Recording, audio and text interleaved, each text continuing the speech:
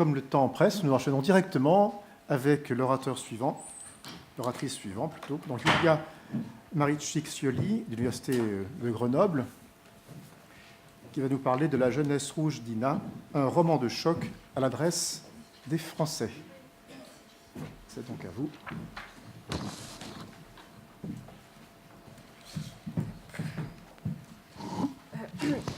Je voudrais vous parler de deux auteurs plus ou moins oubliés aujourd'hui. Il s'agit d'Elena Izvolskaya et Anna Kashina-Ivreïnova. Pourquoi devrait-on parler des auteurs méconnus ou mineurs ? On pourrait donner plusieurs réponses théoriques. Je pense par exemple à l'ouvrage Collective pour une esthétique de la littérature mineure, où je veux bien faire un clin d'œil à Yelena Targodi et à son livre Veliki i Bezvestne.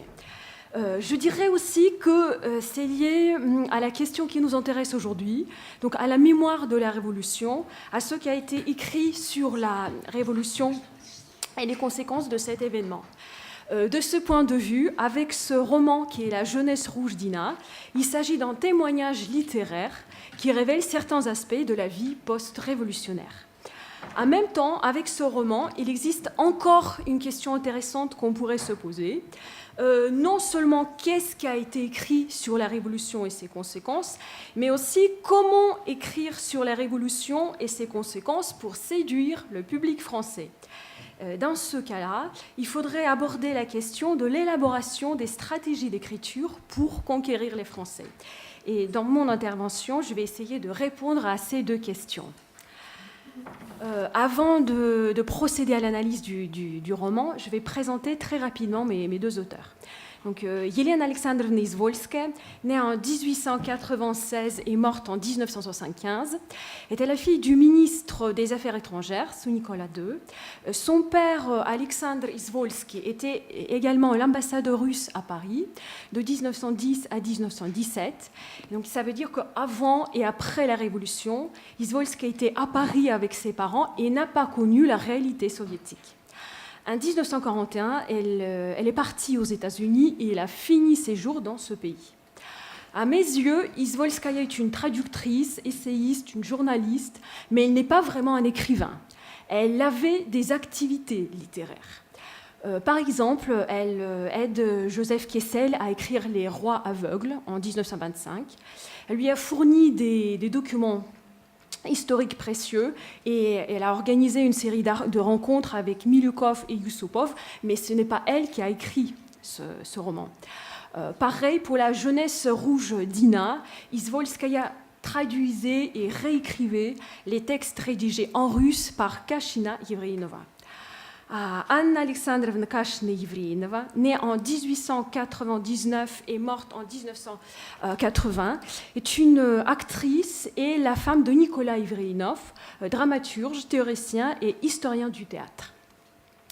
Donc, je voudrais maintenant présenter rapidement les étapes du travail lié à la création de La jeunesse rouge d'Ina. Nicolas Ivreïnov et sa femme quittent la Russie soviétique en 1925. Et c'est à ce moment-là que commence la correspondance entre Izvolskaya et Kashina, ou plutôt c'est à partir de cette date qu'on trouve les traces de cette correspondance qui sont conservées au Rgali à Moscou. Donc, en 1925-26, les deux femmes travaillent par correspondance. Les lettres circulent entre Pau, Paris et New York. Izvolskaya vivait à Pau et Kashina Ivreïnova à Paris, et après elle est partie à New York avec son mari. En 1926, les critiques de la Revue de France et des Éditions de France qui voulaient publier ce texte formulent un avis défavorable à la publication du roman. En janvier 1927, les deux femmes procèdent à la réécriture de certains passages et chapitres de ce texte. Et au printemps de 1927, la Revue de France commence à publier les chapitres de ce texte et le livre lui-même voit le jour en 1928. La correspondance entre ces deux femmes, et plus exactement les lettres d'Izvolskaya adressées à Kashina, donc cette correspondance est conservée au Rgali Et je dois dire que finalement, cette réflexion sur l'écriture et la production d'un roman est plus intéressante que le roman lui-même, qui, à vrai dire, plutôt a un échec littéraire. Je vais faire rapidement le résumé pour tous ceux qui n'ont pas lu ce roman. Donc, Ina est une jeune orpheline qui fait ses études dans une école rouge prolétaire, ex-institut Saint-Pierre et Paul. Donc, elle tombe amoureuse d'un commissaire rouge. Donc, l'histoire est très simple et banale. Elle tombe amoureuse d'un commissaire rouge.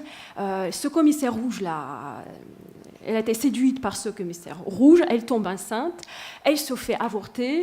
Et après une série d'épreuves, elle retrouve son séducteur et peut-être, voilà, elle accepte de tout recommencer et de vivre avec lui.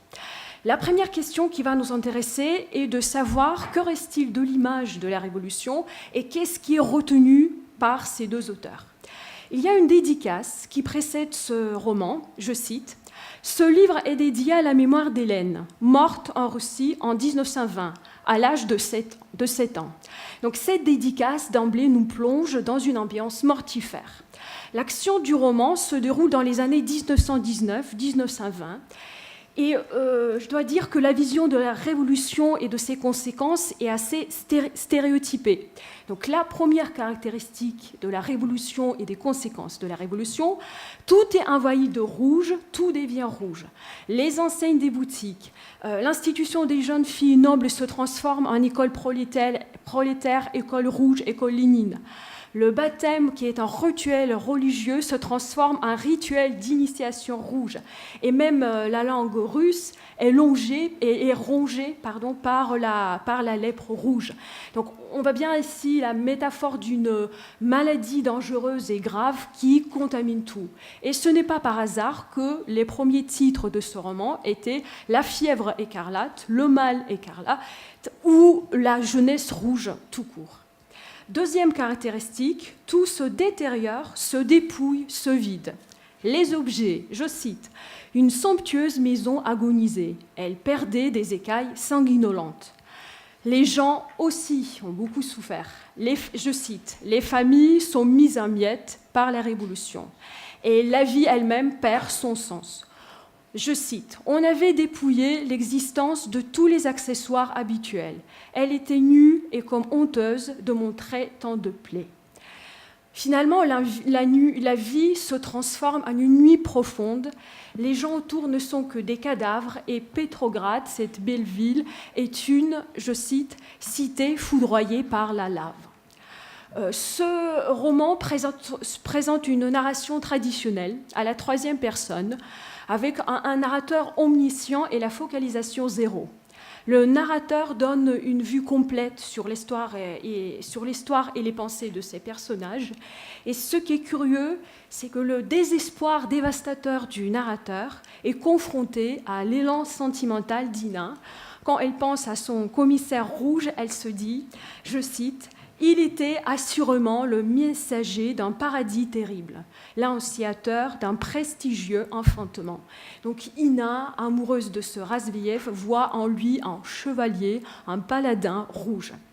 Ce qui est un peu plus singulier dans cette description de la Révolution, c'est plutôt un regard féminin porté à la Révolution et à ses conséquences. Donc Izvolskaya et Kachina ont mis l'accent sur l'émancipation des sexes. Et d'ailleurs, certains critiques français ont lu ce roman comme un échec sentimental de l'amour rouge. La révolution sentimentale n'a pas eu lieu.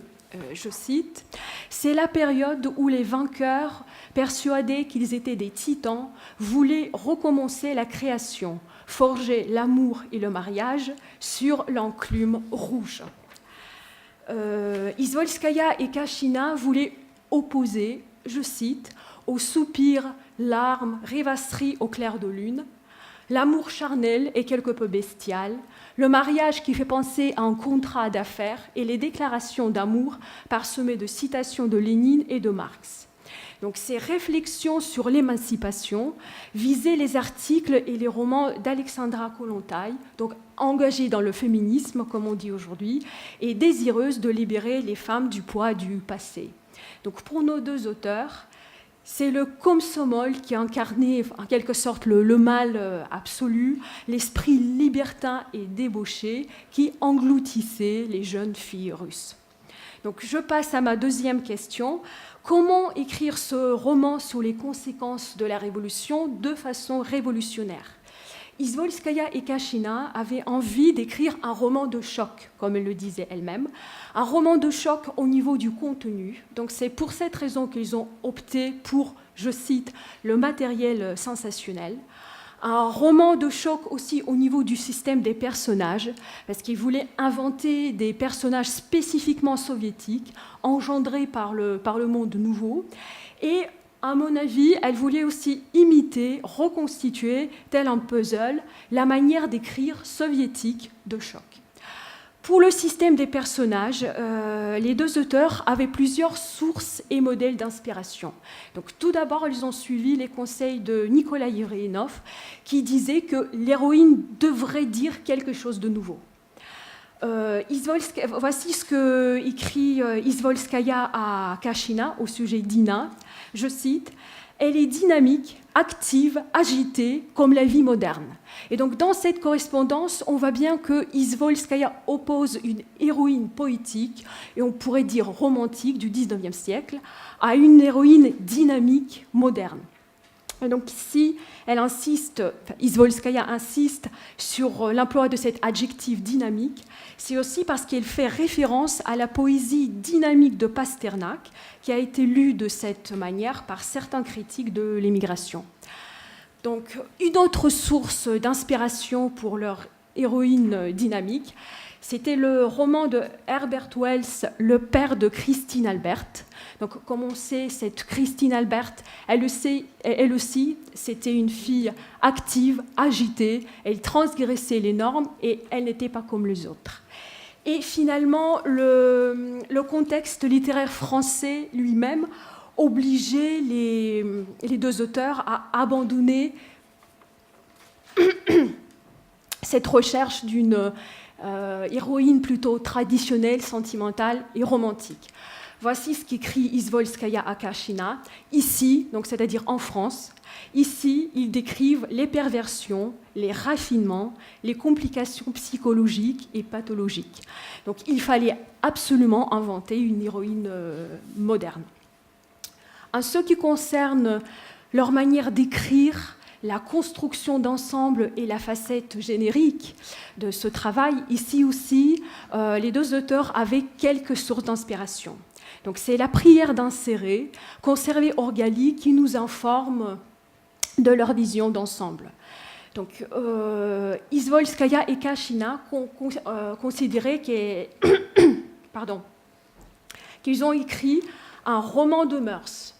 Et donc pour ce côté romanesque, elles s'appuyaient toujours sur les manières et les techniques d'écrire et les théories des autres. Donc elles ont respecté les deux conseils ou les deux devises de Kessel et de Yevreïnov, romancer et théâtraliser. Donc ça veut dire qu'il fallait reconstituer l'ambiance, planter le décor et fournir les détails. Et en même temps, ce roman de mœurs avait aussi un côté documentaire, factuel, parce qu'elle voulait aussi écrire un témoignage, voire un reportage. Et donc ici, on voit qu'il existe une tension entre le caractère réfléchi, construit des personnages, et cette envie de témoigner, de rester fidèle à la description de la vie en Russie soviétique.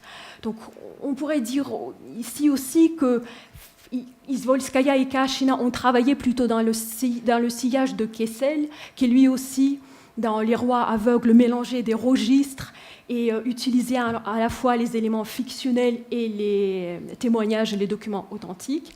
Mais en même temps, cette envie de témoigner, ça pourrait être aussi une stratégie commerciale qui visait en quelque sorte à attirer le public, donc et témoigner du déracinement violent des hommes et des femmes, arrachés à leur vie et à leurs habitudes. Pour conclure, il faudrait remarquer que le message global d'Izvolskaya et de Kachina pourrait se résumer au parallélisme Ina la Russie. Donc toutes les deux, humiliées, meurtries, elles renaissent et continuent à vivre. Comment? Ça, on ne le sait pas, mais pour l'instant, elles continuent. Ce roman, à mon avis, a plutôt une valeur historico-culturelle en tant que roman qui dresse une ébauche du monde post-révolutionnaire. Donc ce roman a une valeur historico-culturelle et pas vraiment une valeur littéraire. Du point de vue poétique, ce roman est un roman d'inspiration et de sources multiples. Izvolskaya et Kachina ont respecté et valorisé les trouvailles des autres. Et si je fais référence à l'ouvrage théorique de Gérard Desson, qui est L'art et la manière, avec ce théoricien, je pourrais dire qu'elles n'ont pas trouvé leur propre manière d'écrire, elles n'ont pas su inventer ce je ne sais quoi qui transforme une œuvre en aventure du dire. Si ce roman peut être rattaché à la modernité, au sens que lui accorde Henri Méchonic, c'est plutôt par le biais de réflexions féministes qui interrogent la société sur la place et le rôle qu'elle accorde aux femmes. Je vous remercie.